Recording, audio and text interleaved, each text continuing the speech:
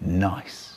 So I use Photoshop to make my paintings, and I have been using Photoshop for quite a while now. I am very familiar with Photoshop, but Photoshop wasn't really my first ever painting software that I used. My first painting software was Ibis Paint X. I used it when I used to draw on my phone with my fingers, which honestly is not a great experience. But then I got a PC and a drawing tablet, and my first software for my PC was Krita. Why? Well, because Krita was free and people said it was good. So I used Krita. But I did not use Krita long enough to become familiar with everything that Krita has to offer. I very quickly decided to switch to Photoshop because Photoshop was the industry standard. Every professional artist that I knew was using Photoshop, so I decided that I wanted to use Photoshop too.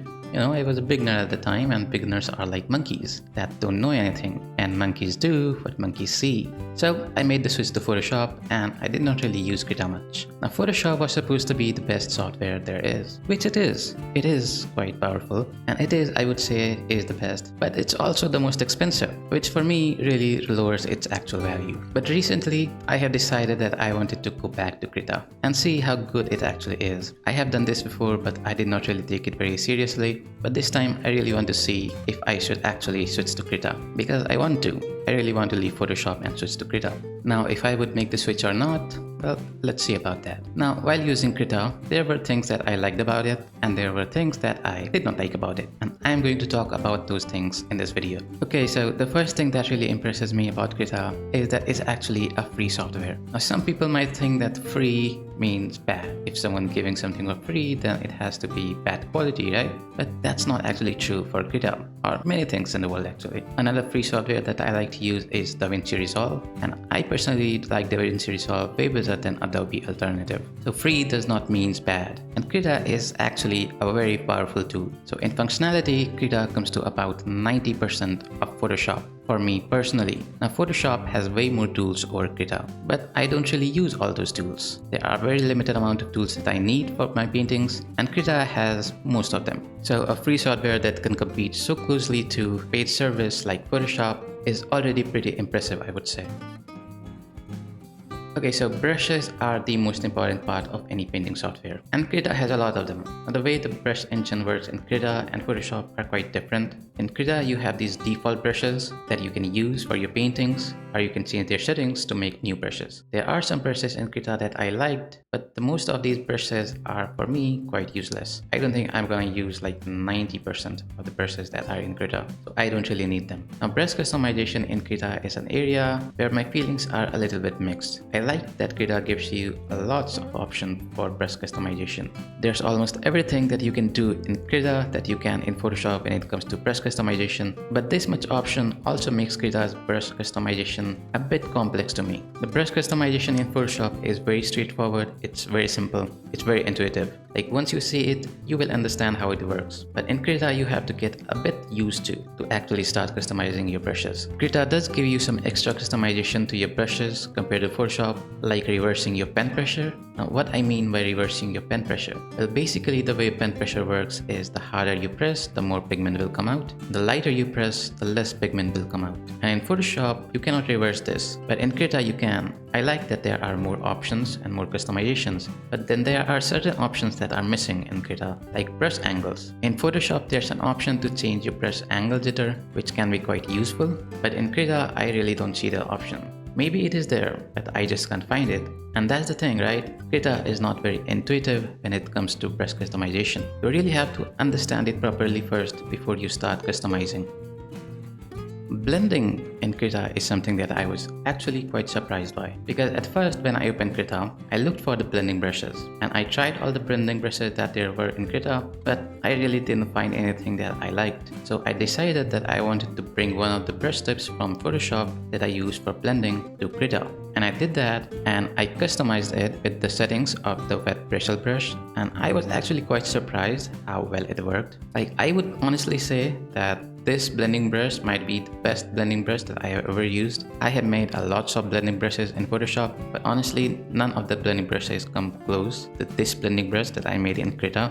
It is actually pretty good, and it can easily be one of the biggest reasons why I might actually switch to Krita. Okay, so here I would like to ask you something. I want to bring my Photoshop brushes to Krita. I know that I cannot bring my brush settings with it because the way the brush engine works are quite different, so I can only bring the brush tips. But I tried it. I tried to import the brush tips, but I just couldn't do it.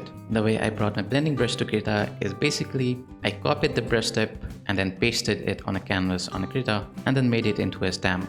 For some reason, I can't seem to import brushes from Photoshop to Krita. I have tried bringing Photoshop brushes in Krita before and it has worked for me, but for some reason it's not working anymore.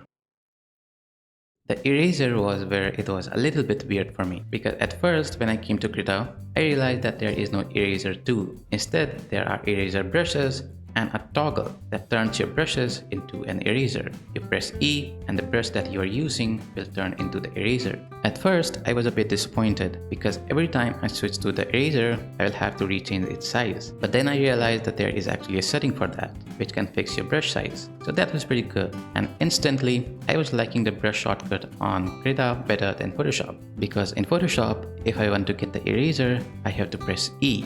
And then if I have to get back to the brush, then I have to press B. That means I have to press 2 buttons. But in Krita, I have to press only 1 button. That means I can set one of my buttons on my pen to toggle between eraser and the brush. And that is actually pretty nice. But then the problem with the toggle thing is that not every brush makes a good eraser. For example, I'm using a pencil brush for my sketching, and when I toggle it into an eraser, I don't really like how it works. I really have to press really hard for it to erase completely. So I think a mix of a toggle and an eraser tool would have been nice. But if I have to compare it to Photoshop, then I would say I like it better on Krita.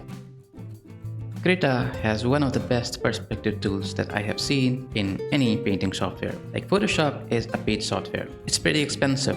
And it's a billion-dollar company, and the fact that Photoshop does not have a perspective tool that is as good as Krita is quite baffling to me. I don't think they even have a perspective tool. I mean, you can find some workarounds in Photoshop, but the fact that the perspective tool does not exist is baffling. I like studying perspective, and I am trying to get better at perspective drawing. And Krita's perspective tools are very useful and very powerful for any kind of perspective drawing. 1-point perspective, 2-point perspective, 3-point perspective, or more than 3-point perspective. But this is another one of the tools that can alone make anybody switch to Krita.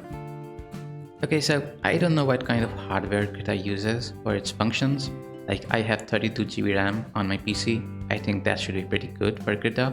And instead of that, I have found Krita to be lagging a little bit. Even the most basic things like drawing with a brush feels a little bit laggy.